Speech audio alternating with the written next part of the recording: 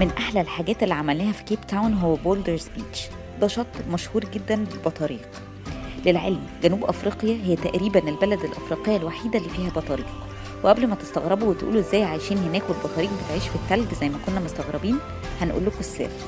أولا جنوب أفريقيا كبلد مش دايما حر، ساعات بيبقى فيها برد وفيها شتاء كمان. ثانيا بقى بالنسبة للبطاريق نفسها، طلع يا سيدي ان البطاريق مش نوع واحد، دول 11 أو 15 نوع، والنوع اللي عايش في جنوب أفريقيا ده واحد منهم واسمه أفريكان بينجوين. ازاي بقى بيعيش في درجات حرارة عالية؟ لا ثواني، خلينا نشقلب السؤال ونقول لكم هم ازاي أصلا بيتحملوا درجات البرودة العالية. لو لاحظتوهم هتلاقوا ان البطاريق اللي بنشوفها في التلج دايما واقفة على كعب رجليهم ومركزين توازنهم كله على الديل فما يحسسهمش بالتلج.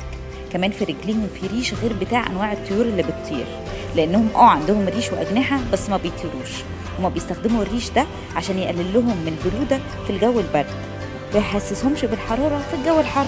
قبل كده كان بولدرز بيتش مفتوح لكل حد وللصيد كمان، وعدد البطاريق في 2010 كان حوالي 1,000,000 بطريق، وقل بشكل فظيع، بقوا دلوقتي حوالي 100,000 بس الدولة ابتدت تحل المشكلة وخلت الشاطئ خاص بيهم لوحدهم، ومؤسسات حماية الحيوان ابتدت تراعيهم.